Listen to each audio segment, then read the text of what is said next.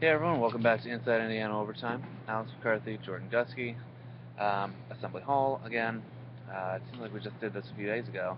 Um, we're back here for an exhibition game that Indiana won 73 to 62 over Bellarmine, um, the Louisville Division II school where Ryan Burton came from. That's what I think Bellarmine's most famous for. Um, but Indiana, I mean, early on they started a little bit slow and then totally went on this run. But after that, we were just talking about this beforehand. But after that big run, they seemed to kind of coast a little bit. Right, yeah, and then Yogi talked about it in the post-game press conference. So did Cream.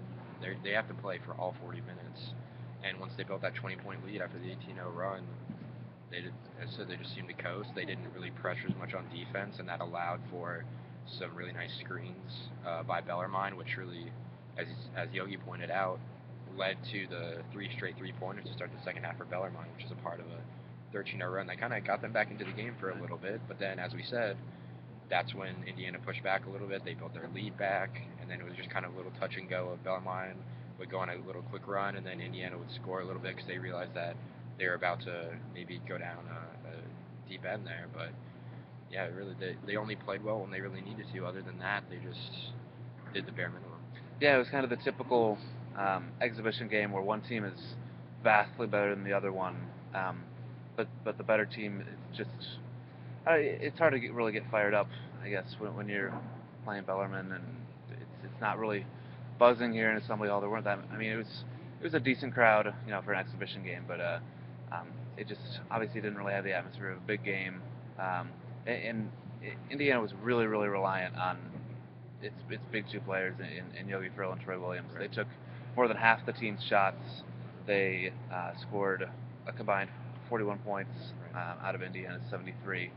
Um, I mean, they were the guys who, I mean, like you mentioned, when things would get close a little bit, it was basically those two who did something, whether it was a play on defense, whether it was a big rebound, whether it was hitting like back-to-back threes, which Ferrell did at some point, whether it was, I think the league got down to 7 early to midway through the second half, and then Troy Williams had a really nice putback and then a dunk in a span of a few seconds to kind of extend that back to double digits. And it was basically falling on Indiana's veterans to make a play when they needed to. I mean, some of the younger players. I mean, Thomas Bryant tonight disappeared for a while. He only played 6 minutes in the second half. His last point was a free throw with like 10:26 left in the first half. So, after posting a double double against Ottawa, Bryant looked a little bit more like a freshman tonight. I mean, he just yeah. Yeah, I think that he might have been one of those guys that Crean pointed to as having limited minutes because I saw him after the game. He was in a boot. He was walking around here in a boot. So it's possible that maybe during some practices he maybe re-aggravated it a little bit. Yeah. He's obviously not hurt because when he was playing and really going at it, he was dominating down low. That's why they started off. I think in the first half, 25 rebounds for Indiana and Yeah. only 10 for Bellarmine. And so if you're able to dominate the boards like that, that's why they had a 15-point lead after the first half, even with the kind of drop off towards the end of the first half. They built so much because they were getting second chance points. They didn't let Bellarmine get second chance points. I remember one possession, Indiana shot three straight three pointers, missed every single one of them, but kept getting offensive rebounds. Yeah. Now that might be poor shot selection, but if you're able to just keep shooting threes, eventually you're going to make one, and that's what Yeah. Indiana did a couple times. Yeah, if you're Indiana, you have people who can make threes. One of those people who can make threes is James Blackman Jr., who didn't make any tonight. He missed all 3 of his attempts and only ended up with 2 points, which was kind of odd. We saw him be the high scorer in the last game, in the last exhibition game, and he looked just really good offensively, even in the open scrimmages. But then tonight, I mean, the only basket he had was off a really nice Troy Williams block and then pass down court for an easy dunk. So not really much happening with James Blackman's offensive game tonight.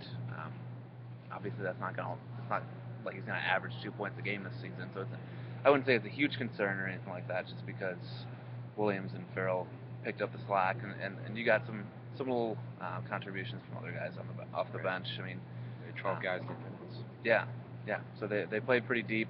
Ryan Burton got in the first half, which was nice against his former team. So, um, yeah, it was kind of with both of these exhibition games, it's just kind of what you expect. I mean, Indiana wins fairly easily. I mean, I know the score didn't look great tonight, and they actually got outscored in the second half, Right. but it didn't really feel close for any of the game. Even when Bellarmine got it within single digits, it just, I don't know. You just know that Indiana's the vastly superior team. So, kind of typical exhibition stuff. We get to see this team in action, in regular season action, in a few days here. Friday night at 7, the regular season begins. Should be fun. Eastern Illinois. Both the men's and women's teams start their season that day. So, big day here, Friday. And then, obviously, the next day is Indiana's last home game, but the football team's last home game Right. against Michigan. So, big weekend of IU sports coming up. Big week, actually, for IU basketball recruiting as Mario Kegler makes his college decision on Wednesday. Duran Davis on Thursday. So the next few days are going to be packed. Right. So check the site. Be ready for news to happen because it's going to. So until then, you'll be hearing quite a bit from us in the next few days. But until then, we're signing off. We'll talk to you later. You guys enjoy your week.